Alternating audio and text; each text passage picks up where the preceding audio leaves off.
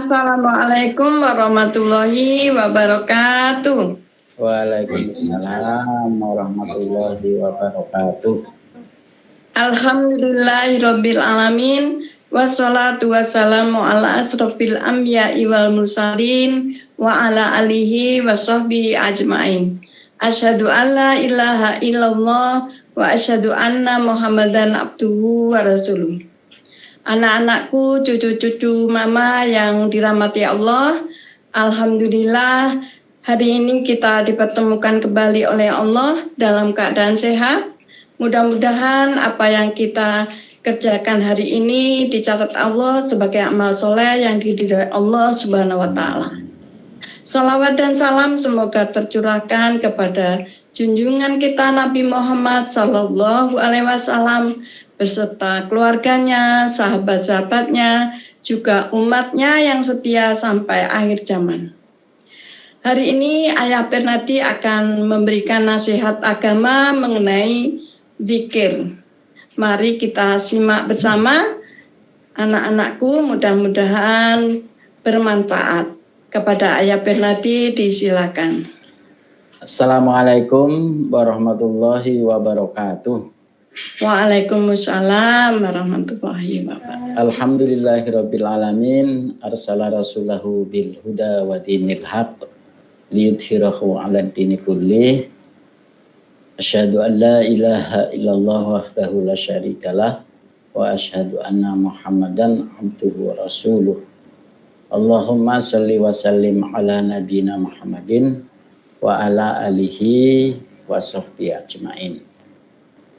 Anak-anakku dan cucu-cucuku yang ayah dan anak sayangi, marilah kita panjatkan puji syukur kehadirat Allah Subhanahu wa Ta'ala, yang mana siang hari ini kita ditakdir oleh Allah untuk bisa bertemu dalam acara rutin yang hari ini tanggal 4 Juni 2022 bertepatan di hari Sabtu, kita mengadakan pertemuan untuk yang ke-10, edisi ke-10. Mudah-mudahan Allah selalu memberikan bimbingan dan hidayah kepada kita sehingga kita bisa memperoleh petunjuk agama ini dengan benar dan kita bisa melaksanakannya dengan baik. Salawat dan salam semoga senantiasa tercurah kepada junjungan Nabi kita Muhammad Sallallahu Alaihi Wasallam, kepada keluarganya juga dan sahabatnya serta umatnya yang setia sampai akhir zaman. Anak-anakku dan cucu-cucuku semuanya, siang hari ini ayah ingin berbicara mengenai zikir ya. Karena zikir ini biasanya dilalaikan, padahal zikir ini pekerjaan yang mudah dikerjakan karena setiap saat di mana saja bisa dikerjakan kecuali tempat-tempat yang terlarang. Dan zikir ini bisa kita lakukan tanpa biaya. Padahal pengaruhnya buat kehidupan kita di dunia dan di akhirat itu sangat besar. Tanpa biaya bisa dilakukan di mana saja, dalam kondisi apa kita bisa melakukan. Tetapi justru mungkin karena kemudahan itu kita sering melalaikan. Oleh karena itu harapan ayah mudah-mudahan dengan pembicaraan kita siang hari ini menyadarkan kita bahwa zikir itu penting buat kita dan harus kita lakukan, jangan dilalaikan. Zikir itu pengertiannya menurut bahasa ingat ya. Ingat. Dalam agama kita, zikir itu dimaksudkan dengan mengingat Allah. Zikir itu sesungguhnya adalah menghadirkan hati untuk mengingat dan taat kepada Allah Subhanahu wa taala, yang kemudian disusul dengan ucapan dan perbuatan dalam berbagai keadaan, seperti menjalankan sholat, puasa, menunaikan zakat, mengerjakan haji, membaca Al-Quran, dan lain sebagainya. Tidak hanya itu, forum-forum kajian agama Islam itu pun sebagai satu ketaatan kepada Allah juga disebut sebagai majelis zikir. Tetapi dalam perkembangan sehari-hari di masyarakat kita, zikir itu kemudian diartikan berupa perbuatan yang kita ketahui orang yang mengucapkan lafaz atau kalimat-kalimat thayyibah seperti lafaz tasbih, subhanallah, tahmid, alhamdulillah, tahlil, la ilaha illallah, takbir, Allahu akbar, atau lafaz hauqalah, la haula wala quwata illa billah. Dalam perkembangannya itu, ucapan-ucapan atau lafaz-lafaz yang diucapkan oleh kita seperti itu yang disebut zikir kepada Allah Subhanahu wa taala. Padahal lebih luas lagi diartikan zikir itu ya mengerjakan amal soleh seperti sholat, itu juga termasuk zikir kepada Allah. Kemudian zikir itu kita lakukan karena memang zikir itu diperintah oleh Allah Subhanahu wa taala.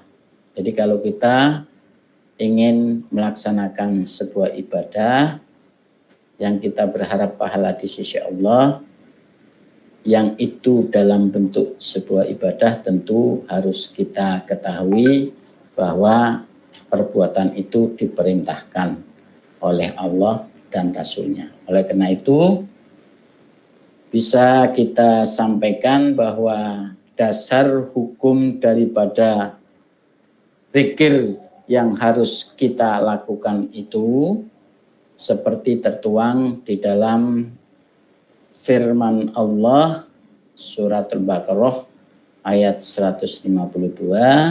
A'udzubillahi minasyaitonirrajim. Fadkuruni adkurkum washkuruli wala takfurun. Karena itu ingatlah kamu kepadaku, niscaya aku ingat kepadamu. Dan bersyukurlah kepadaku dan janganlah kamu mengingkariku. Jadi di sini Allah menyatakan karena itu ingatlah kamu kepadaku. Fadkuruni. Jadi perintah untuk ingat kepada Allah. Ya. Kemudian di ayat lain Allah menyatakan ya ayyuhalladzina amanu dzkurullah dzikron katsiran.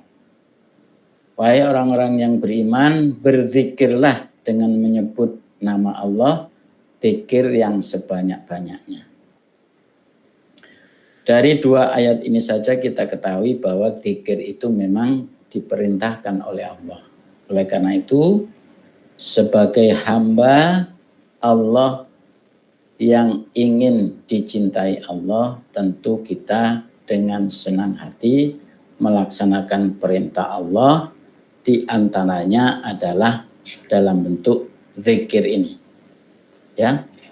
Dengan mengucapkan lafaz-lafaz atau kalimat-kalimat thayyibah yang diajarkan oleh Rasulullah sallallahu alaihi wasallam. Anak-anakku dan cucu-cucuku yang ayah dan Anang sayangi, keutamaan berzikir itu diantaranya adalah orang yang mengingat Allah akan diingat oleh Allah. Jadi orang yang senang berzikir yaitu mengingat Allah. Kata Allah, Allah akan mengingat juga orang yang berzikir itu. Jadi kalau kita senang berzikir, Allah juga ingat kepada kita. Seperti yang tadi ayah sampaikan, fadkuruni adkurkum washkuruli wala takfurun. Oleh karena itu ingatlah kamu sekalian kepadaku, niscaya aku ingat kepadamu. Kalau kita diingat Allah, betapa kita senang ya. Senang karena yang mengingat kita adalah Allah yang Maha Perkasa, yang Maha Kuasa. Kita tidak bisa membayangkan kalau umpamanya kita punya masalah, punya kesulitan, terus kemudian Allah tidak ingat kepada kita.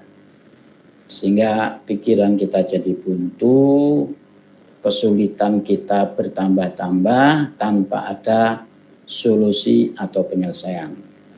Tetapi kalau Allah mengingat kita, insya Allah kesulitan yang kita hadapi akan dibantu menyelesaikannya oleh Allah. Itu diantara keutamaan orang yang berzikir, yaitu orang yang ingat kepada Allah tentu akan diingat oleh Allah Subhanahu wa taala. Kemudian keutamaan orang yang berzikir lainnya adalah orang yang berzikir pada hakikatnya adalah orang yang hidup sebagaimana kata Rasulullah, perumpamaan orang yang senantiasa mengingat Tuhannya dan orang yang tidak mengingat Tuhannya seperti orang yang hidup dan orang yang mati. Nah, ini agak keras ini perumpamaan ini ya. Jadi perumpamaan orang yang suka zikir, suka mengingat Allah dengan orang yang tidak suka itu sama dengan seperti orang yang hidup dengan orang yang mati. Orang yang mati itu kan sama dengan mayit ya. Mayit kan. Masalul ladzi yadhkuru rabbahu walladzi la yadhkuru rabbahu masalul hayyi wal mayyit. Orang yang suka berzikir dianggap orang yang hidup, orang yang tidak suka berzikir kata Nabi seperti mayit ya, jenazah. Karena jenazah itu tidak bisa berbuat apa-apa. Jadi ini sebetulnya sindiran yang keras buat kita. Oleh karena itu jangan sampai kita ini dianggap seperti mayit ya. Karena kita lalai untuk mengingat Allah. Jadi walaupun zikir itu ringan, zikir itu gampang, tapi jangan dilalaikan ya. Karena seperti yang dikatakan oleh Rasulullah tadi, perumpamaan orang yang hidup dan yang mati adalah orang yang hidup itu mesti suka berzikir, sedangkan orang yang mati ya sudah tidak bisa berbuat apa-apa, ya tidak akan mengingat Allah pada saat mati itu. Anak-anak sekalian dan cucu-cucuku yang ayah dan anak sayangi, selain keutamaan zikir kepada Allah yang perlu kita ketahui, maka ada manfaat berzikir ya. Di antara manfaat berzikir itu yaitu satu, dapat mencegah perbuatan keji dan mungkar ya. Seperti dinyatakan oleh Allah, utlu ma uhiya ilaika minal kitabi wa aqimis sholah. Innas sholata tanha anil fahsya'i wal munkar. Wala dzikrullahi akbar. wallahu ya'lamu ma tasna'un. Bacalah apa yang telah diwahyukan kepadamu yaitu Alkitab dan dirikanlah sholat. Sesungguhnya sholat itu mencegah dari perbuatan keji dan mungkar. Dan sesungguhnya mengingat Allah dalam bentuk sholat adalah lebih besar keutamaannya dari ibadat-ibadat lain, dan Allah mengetahui apa yang kamu kerjakan. Jadi orang yang suka berzikir, mengingat Allah, insya Allah akan dicegah dari perbuatan keji dan mungkar, karena ketika dia ingin melakukan kekejian, kemungkaran, pada saat itu dia ingat Allah. Ya. Zikir itu mengingat Allah. Kemudian manfaat zikir itu juga menenteramkan hati. Nah ini yang amat penting. Manfaatnya zikir itu adalah menenteramkan hati. Allah menyatakan alladzina amanu wa tatma'innu qulubuhum bi dzikrillah. Ala bi dzikrillahi tatma'innul qulub. Orang yang bertobat ialah orang-orang yang beriman dan hati mereka menjadi tentram dengan mengingat Allah. Ingatlah, hanya dengan mengingat Allah hati menjadi tentram. Ini manfaat zikir yang terbesar buat kita adalah menentramkan hati. Ketika kita sedih, ketika kita ditimpa musibah, ketika itu kita ingat Allah, maka hati menjadi tentram. Karena di atas kita ada kekuasaan yang besar yang melindungi kita, yang perlahan tapi pasti insya Allah nanti Allah memberikan kemudahan kepada kita. Jadi keyakinan kepada Allah, ingat Allah itu akan menentramkan hati. Jadi orang yang suka berzikir itu bisa mengurangi beban pikiran.